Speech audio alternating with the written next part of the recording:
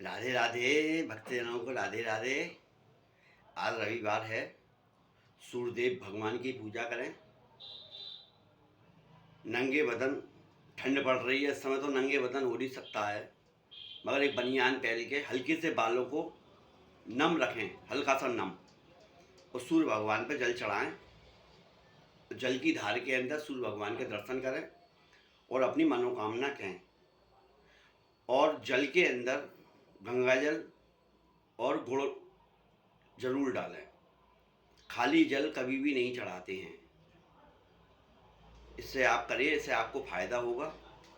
और अगर किसी के संग हाली बीमारी हो, परेशानी हो, खून संबंधित कोई परेशानी हो, वो सूर्य भगवान पे जल चढ़ाएं और 21 रविवार बंदरों को गुड़ खिलाएं। हर रविवार को अगर जो कोई बच्चा ज़्यादा बीमार है या कोई बड़ा कोई ज़्यादा बीमार है, परेशान है, तो एक बार 11 बार उसार के, जो आपकी श्रद्धा हो, 250 ग्राम, आधा किलो, जो भी आपकी श्रद्धा हो, उसार के छोटी छोटी ढीली करके बच्चे का हाथ या बड़े का हाथ से लेके बंदरों को खिलाएं। इससे क्या होगा, आपके सारे संकट दूर होंगे और परेशानियां दूर होंगी। और 21 रविवार खिलाएं बंदरों को, उसार के एक बार खिलाएं, बाकी यूँ ही खिलाएं। आदित्य हृदय का स्तोत्र का पाठ करें और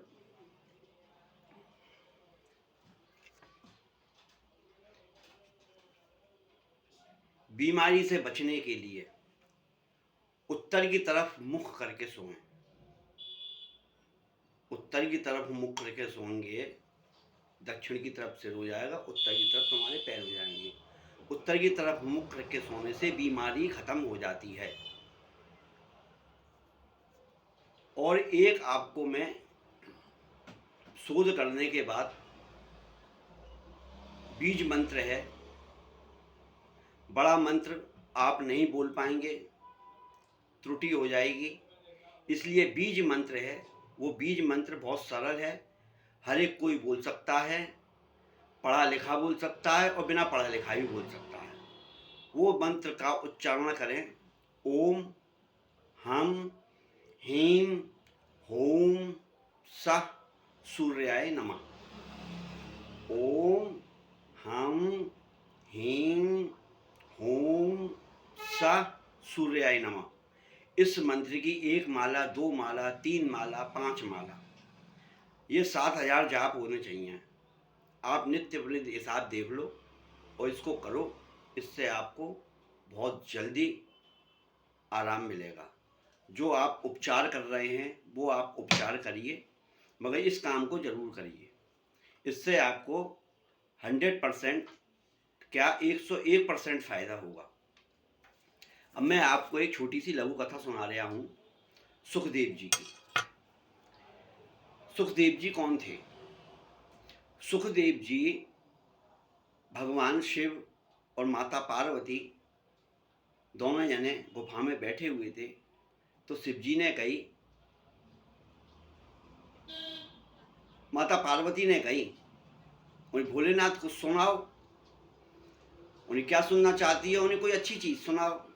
तो उन्होंने लेके भागवत सुनाई है। सबसे पहली भागवत भोलेनाथ ने माता पार्वती को सुनाई है।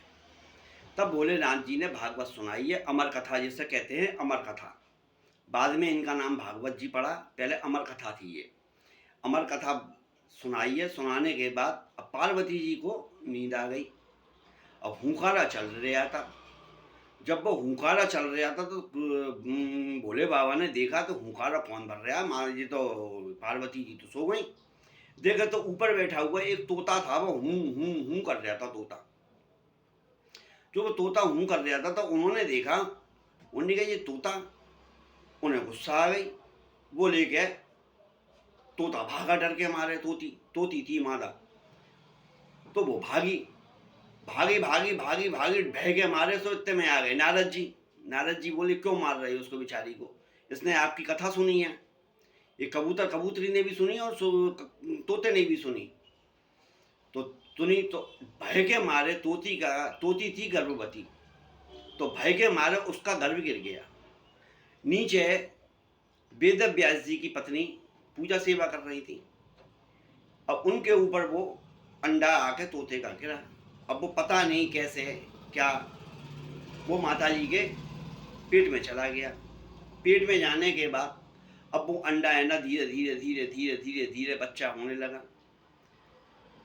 वेद व्यास जी कुछ कह रहे थे तो गर्भ में से ही सुखदेव जी ने कह दिया, पिताजी इसका अर्थ ऐसे नहीं ऐसे है। तो वो सुखदेव जी बड़े, वो वेद व्यास जी बड़े वो हुआ अचंभित, उन्हें हैं जो बच्चा ऐसे बोल रहा है। फिर उन्होंने लेके क्या किया, बच्चा 9 महीने में नहीं हुआ, वो गर्भ से बाहर ही नहीं निकलना चाह रहे थे। क्यों गर्भ से बाहर निकलूंगा, मुंह माया की हिलेगी मेरे को। तब सुखदेव जी ने कही तू बाहर तो निकल पुत्र। अब वो बाहर निकले, बाहर निकलते वो नंगे दौड़ंगे वो तो भग दिए। अब वो बेचारे पुत्र पुत्र पुत्र करते हुए भागे पीछे, वो आगे आगे भागे। आगे चल के सरोवर में कुछ अप्सराएं स्नान कर रही थी, तो वो अपनी सुध बुध खोई हुई थी, अस्त व्यस्त कपड़े थे उनके। तो सुखदेव जी चले गए, तब तो उन्होंने महिलाओं ने ध्यान दिया नहीं। अब जैसे ही है ना वेद व्यास जी आए, सो उन्होंने ले गए अपने अपने वस्त्र ढक लिए। तब वेद व्यास जी बोले, उनने की युवा लड़का भाग के गया आपके सामने से, तब तो आपने अंग ढका नहीं, और मैं बुढ़ा आदमी जा रहा हूँ जो आप अंग ढक रहे हो, तो देखो नजर नजर का फेर। तो अप्सराएं कहती हैं उन्हीं वो तो बेशुद्ध थे, उनको ये ध्यान ही मालूम ही नहीं है आदमी कौन है और औरत कौन है, और आप हो ज्ञानी, तो आपको देख के हमको लगा कि भाई इनसे शर्म करनी चाहिए। तो फिर सुखदेव जी लेके नेमी शरण जी में चले गए।